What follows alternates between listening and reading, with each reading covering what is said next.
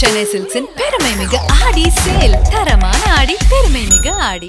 Super star Rajinikanth நடிப்பில் லோகேஷ் கனகராஜ் டைரக்ஷனில் pan India படமாக உருவாக இருக்கிற கூலி படத்தில் ஃபகத் பாசில் ஒரு முக்கியமான கதாபாத்திரத்தில் நடிக்க இருக்கிறதா இன்டர்நெட்டில் தகவல்லாம் பயங்கரமாக பரவிட்டு இருந்துச்சு.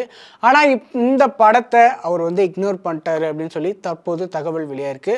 இது அவருடைய ஃபேன்ஸ் எல்லாருக்குமே பயங்கர ஒரு வருத்தத்தை உண்டு பண்ணியிருக்கு.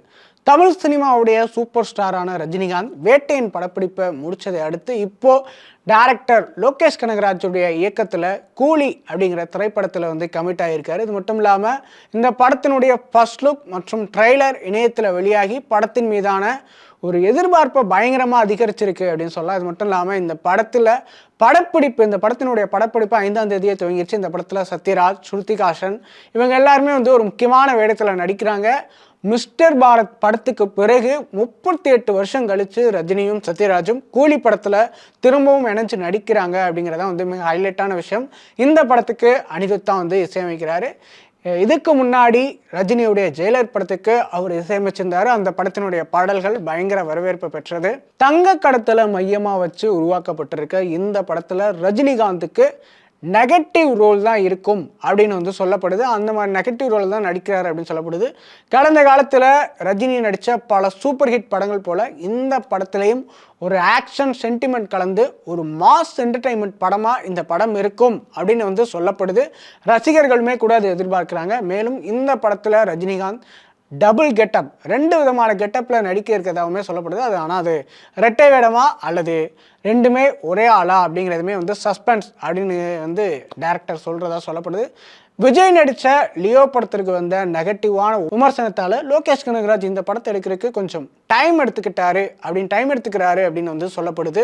ஸோ இது மட்டும் இல்லாமல் லோகேஷனுடைய விக்ரம், கைதி, லியோ படங்களை போல எல்சியூ படங்களாக இது இல்லாமல் ஒரு தனிப்படமாக இருக்கும் அப்படிங்கிற தகவலுமே சொல்லப்பட்டு வருது. பேன் இந்தியா மூவியாக உருவாகிற இந்த படத்தில் ஃபகத் பாசில் நடிக்க இருக்கிறதா செய்திகள் ஆரம்பத்திலே சொல்லப்பட்டு வந்தது இந்த படம் வந்தப்போ.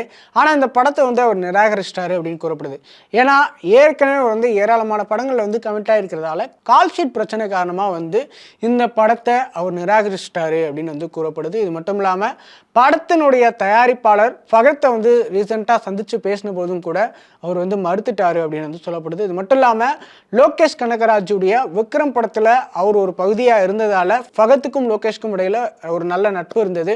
ஸோ தற்போது கூலி படத்தை அவர் நிராகரிச்சிருக்கிறது அவருடைய, அதாவது ஃபகத்தினுடைய ஃபேன்ஸ் ஒரு சோகத்தில் ஆழ்த்தியிருக்கு. அது மட்டும் இல்லாமல் ஃபகத் பாசில் ரஜினிகாந்த் இணைந்து வேட்டையின் படத்துலையுமே நடிச்சிருக்காங்க அப்படிங்கிறதுமே நம்ம கவனிக்க வேண்டிய ஒரு விஷயம். ரஜினிகாந்த் இப்போ ஞானவேல் இயக்கத்தில் வேட்டையன் அப்படிங்கிற ஒரு திரைப்படத்தில் நடித்து முடிச்சிருக்காரு. லைக்காவுடைய தயாரிப்பில் இதுவுமே அனிருத்துடைய இசையில தான் உருவாகி இருக்கு. இந்த படத்தினுடைய போஸ்ட் ப்ரொடக்ஷன் வேலைகள் பயங்கர விறுவிறுப்பாக நடந்துட்டு இருக்கு. இந்த படத்தினுடைய ரிலீஸுமே பயங்கரமாக ஃபேன்ஸ் எதிர்பார்க்குறாங்க. இந்த படத்தில் முக்கியமான ரோலில் நடிச்சிருக்கிற ஃபகத் பாசில் டப்பிங் கூட பேசியிருக்கிற நிலையில் ரஜினியும் விரைவில் வேட்டையின் படத்தினுடைய டப்பிங் பணிகளை சீக்கிரமே ஸ்டார்ட் பண்ணுவார் அப்படின்னு எதிர்பார்க்கப்படுது. நம்ம சென்னை சில்க்ஸின் பெருமை மிகு ஆடி சேல். தரமான ஆடி, பெருமை மிகு ஆடி.